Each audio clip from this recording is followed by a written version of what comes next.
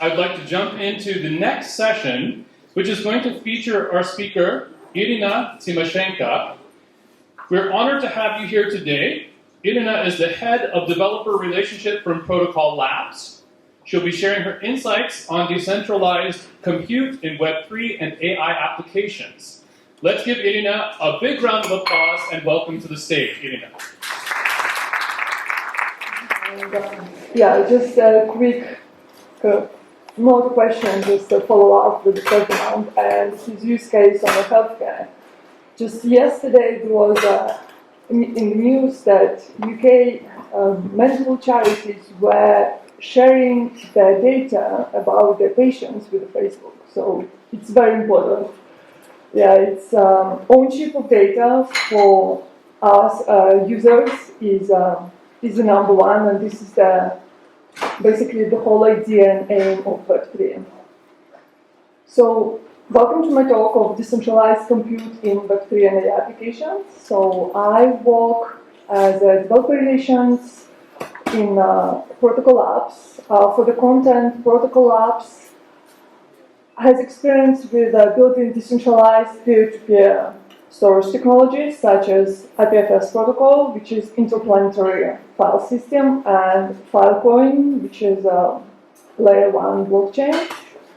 And I'll give you an overview of a decentralized compute ecosystem within Protocol Labs and how the whole area is growing, and then we'll give you a small overview on one of the use cases, which is Bacalhau, which is a decentralized compute network that I've been working on, and then we'll give a couple of AI examples.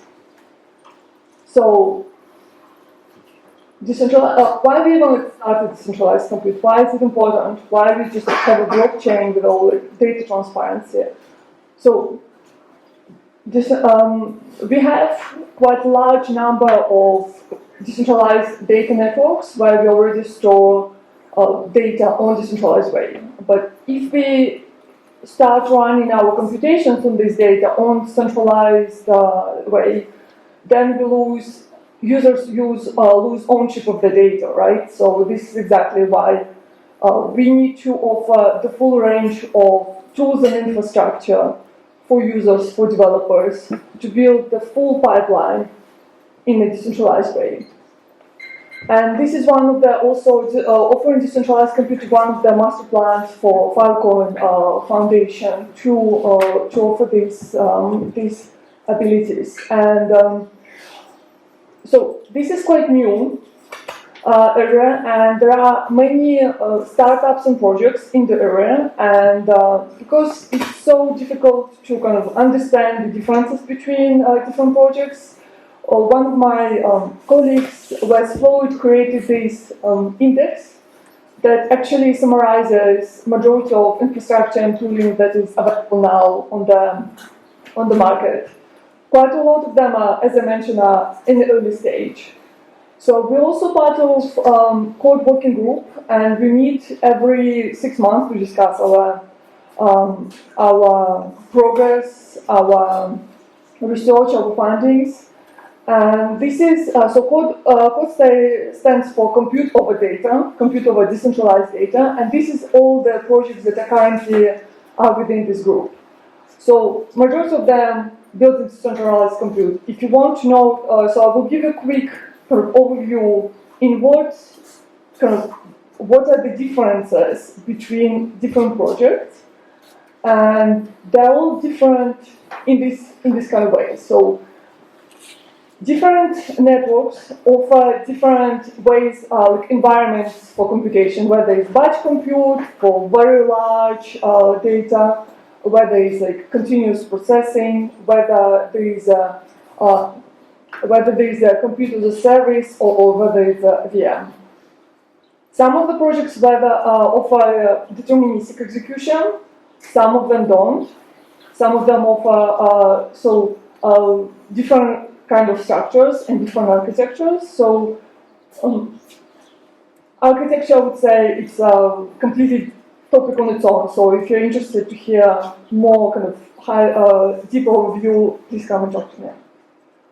So every project also would like to offer SLAs and consensus algorithms to the customers, so to the user. So if you ask me to run computations for you, then I would need to offer you some kind of like SLA when I'm going to give you a result and even to prove that I actually run your computations.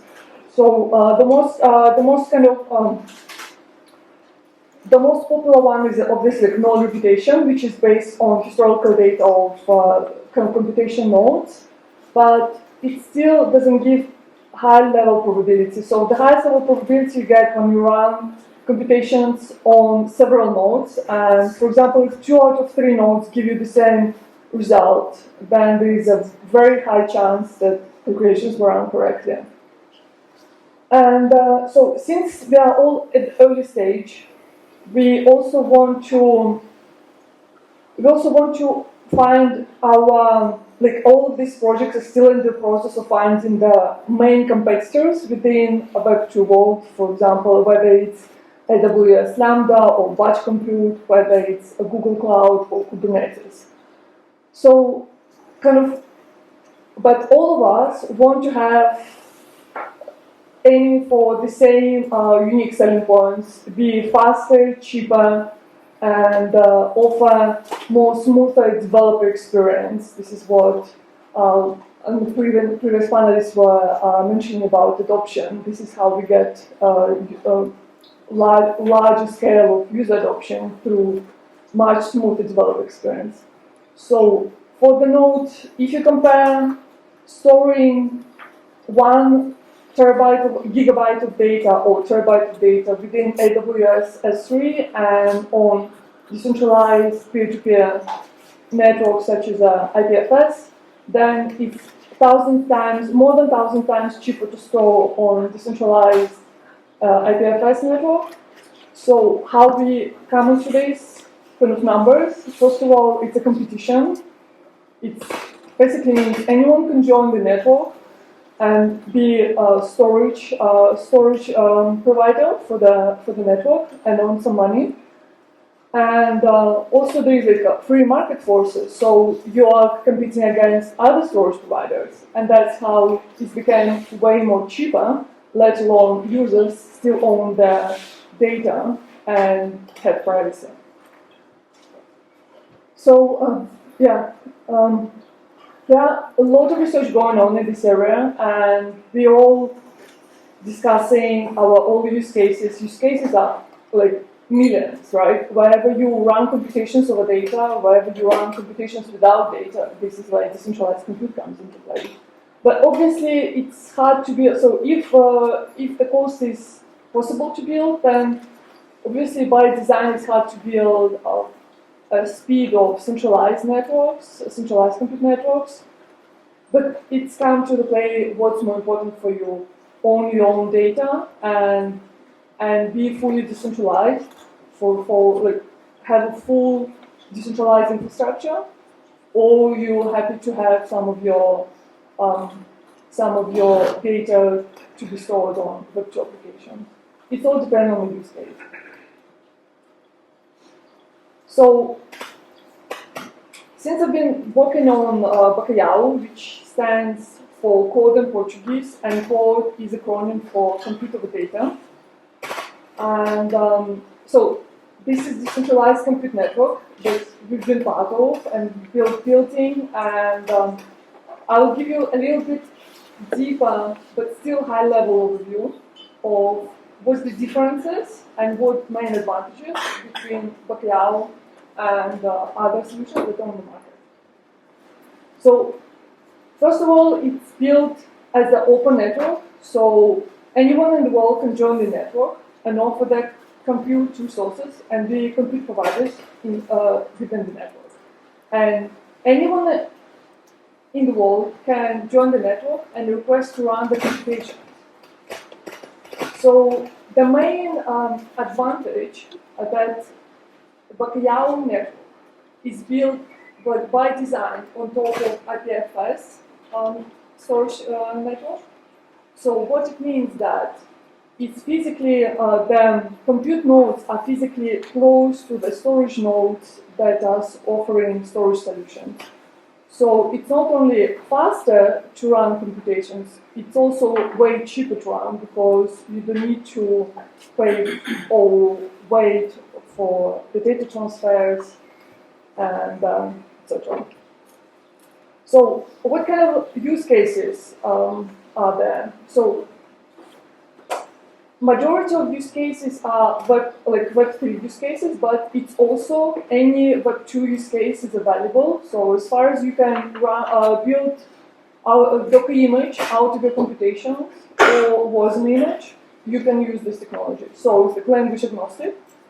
And you just set up, you just call through command line, through Python SDK, or through Solidity SDK. So we try to be flexible and give opportunity to connect not only Web3 technologies, but also Web2. Because still the majority of data, although we are pushing towards Web3, but majority of data is still in Web2 world. And so through the smart contracts, you call Bacalhau, tell what kind of Docker image you want to run and against what data. And the same happens through Python or command line. You tell what kind of image you want to run and where is the data. So although by design it's done for use cases of data that's stored on IPFS, but you can run it over any data on the internet. Just give that address and it will find the most efficient way to run it for you.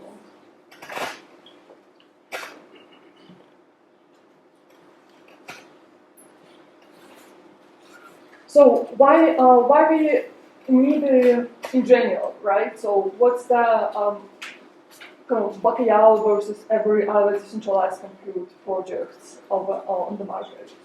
So because, as I mentioned before, it's for very to run computations over very large data, and very large data has a gravity. It's petabytes of data. You cannot just move it to your laptop. You cannot even easily move it to other cloud services because it's very expensive to move it. It takes days to move it, and it takes quite a lot of space even for cloud. So, and on the other side, source code size, it's negligibly small in comparison with data, and that's why it makes more sense to send computations to where the data lives rather to send data where the computations are. And not to mention that there is a Bacalhau is fault tolerant by design, and there is increased reliability and also increased security since you're not moving your data sets, because the majority of data leakage happens when there is a data movement or copying of data. So, as I mentioned before, there are many applications for Bacalhau and decentralized compute in general through IoT, which is, I learned from the previous panel, it's not, it's better to say like edge technology. So you can run it on any IoT device, you can run it on any network, decentralized or centralized. But the main following the hype of AI, we start running all of the possible AI applications, AI examples, and you can find many examples on our documentation. So majority of them you can run. There are also examples on different hardware. So whether you want to use GPU or CPU, everything is there, and you can just follow examples and run them. And so there are also quite a lot of other examples, like object detection and speech recognition. So just like go and look for it now. And also at the moment, because it's still although we launched version 1, 9th of May, it's still free to use. The network is just free. Just go and send your request, and you will get and the network will run it for you.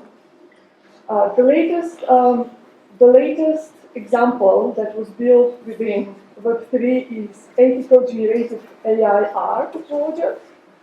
where you go to this website and you connect your wallet and you can build a picture using stable diffusion, and also you can choose a style of artists who participate in this project. And after you mint this NFT, you can mint it, and all the money from it will go to artists whose style you use to build this NFT. So it's quite an interesting example for people who are really into NFT. And yeah, currently there are many use cases and potential collaborations between web3 clients and web2 clients, but they're coming very soon into the publication. So follow us, and please, make sure you use web3 tooling and infrastructure to make sure that your infrastructure is fully decentralized. Thank you.